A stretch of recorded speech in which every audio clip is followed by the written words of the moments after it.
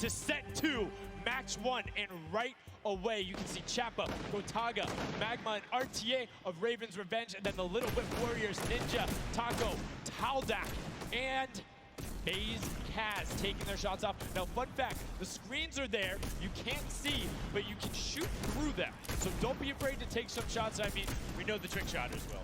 Yeah, some people are already shooting. They figured that part out. But it looks like Chappie hasn't quite yet. He's kind of looking. He's just blind shooting. Oh, there it is. Now he's firing through. He's noticed, hey, these are not ricocheting off of this curtain here. I can fire right on through. So you want to stop him. You want to force stop him. You want to also kind of memorize the map and the lanes.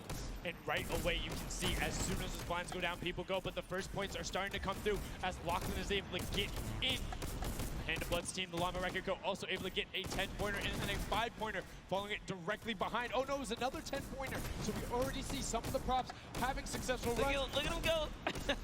There it is. You saw a big old truck kind of sneak on by, and these objects are slipping right underneath.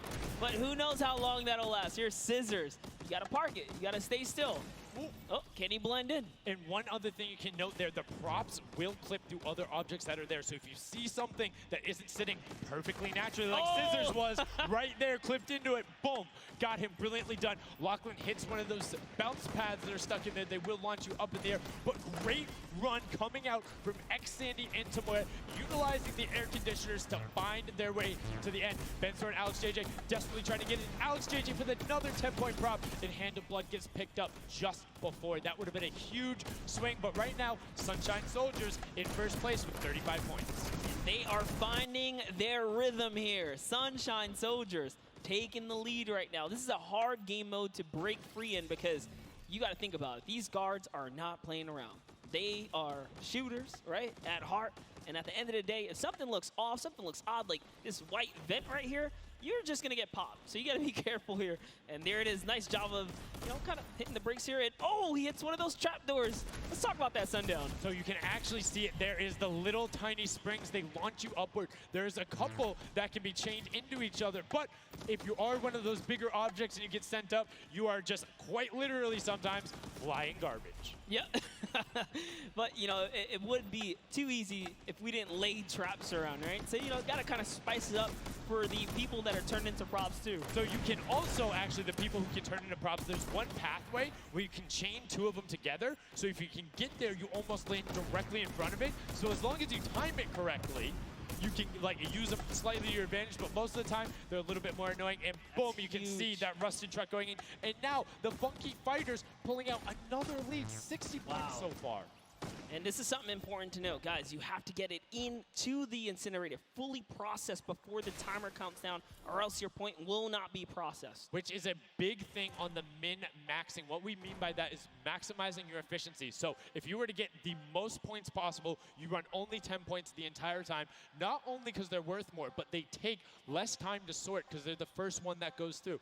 The two-point props are able to run, I don't want to say relatively easier, but much easier compared to a dumpster and a card, particularly because you have cover. With that being said, take about an extra 3 to 4 seconds to sort, so it makes it that much less efficient, plus being only 20% of the point value. That's right, so Clytax there has chosen a big object.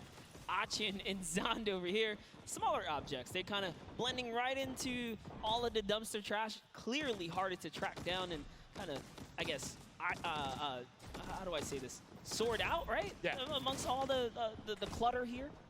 Exactly. You want things that don't stick out, or you want to find a path for an object that you can take all the time. So you notice how there's a section where there's like 4 or 5 rusted cars. Grab a rusted car and go park yourself with those, because yes, the guy knows, oh, there's a bunch of rusted cars there. Screen goes back up. Oh, there's still a bunch of rusted cars there. I'm good. Next thing you know, the prop walks his way up. You can also, as you're running, walk rotation. So if you hit your crouch button, whatever you have that bound to, whether you're playing on controller, iPad, PC, all of them end up completely stopping. So it will send you totally naturally, just like what you would see. And this is also those moments, right? When you're in the guard, oh, someone spotted there, popped him. Tomoya, nice job seeing something out of the ordinary, but notice he gets an elimination on the object. You don't earn points for that. So it's just your job to stop everyone from getting any kind of points so don't break away with the lead. When you're in the guard tower, you can't allow other people to score, and you're not scoring. Which can end up being very interesting if the team in the lead, which generally happens because you have 3 chances to score, is shooting last round. Right? Because then it's all about how good are your pressure. And one other thing you can see, starting to fire through the screens, very well done for them, picking up an elim there. But right now, Kadoku already wresting the lead away. All 3 of them sitting there at 60, but they're 5-point processes, and it goes through as 2 more dumpsters throw themselves into the fray. Yeah, and that's because the Funky Fighters cannot earn points here in the guard round. The Sunshine Soldiers using this opportunity once again to just break away even closer to taking lead. And the Chicken Champions can't earn anything either. I love that from Clitex right away. Hides himself behind the box, and you see his hands. He's like, please, please make sure it's not there. And then boom, gets the point, gets a nice little selfie going in. And you can see all of them getting sorted there. Another way, I'm all about the min-maxing. Point your camera towards the end. You go just a little bit faster. Sundown pulling out the strats here. The question is, can our competitors figure it out fast enough with their limited amount of games here? But 20 seconds on the clock. Can he get this in time? Remember, you gotta grab the dumpster, drop the dumpster, and get it processed. That was perfect. That was so good by Stuart000 because he dodged the little springboard there. You saw him look at it and be like, oh, no, I'm good. And that was the last run. None of these props are going to be able to get sorted. Lachlan gets picked out at the end. You can see 3, 2, 1, but not going to be enough. You need to get all the way through and sorted on the point as the rest of the denial comes through, and we're gonna rotate the guards up again. Yes, so we will have some new guards take their place. This is honestly Chicken Champions' opportunity to start scoring some points and hopefully close up the gap